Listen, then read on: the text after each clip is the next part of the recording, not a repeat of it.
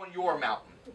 See, the Father was already at work in her. Her desire to be accepted by God was birthed in her by God. If no one seeks God, as Romans 3:11 says, if no one can come to the Father except through Jesus, and no one can come to Jesus unless the Father leads them, as John 14 and John 6 tell us, then that means that no one can know God, desire God, worship God, and I believe even ask questions about God unless it's being initiated by God.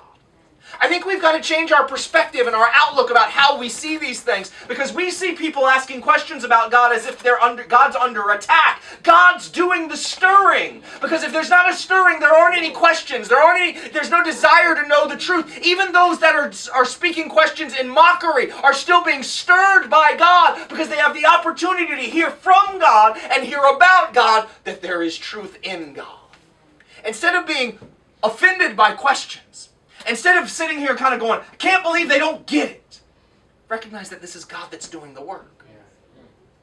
That the questions you're being asked, even the angry ones, even the ones that we hate hearing, if God is so good and loving, why is all this happening in the world? Why does these questions that we think, why do they ask that? Because God's stirring it in their hearts. Because those are questions that actually have answers. Just because you and I aren't comfortable giving the answers doesn't mean the answers don't exist.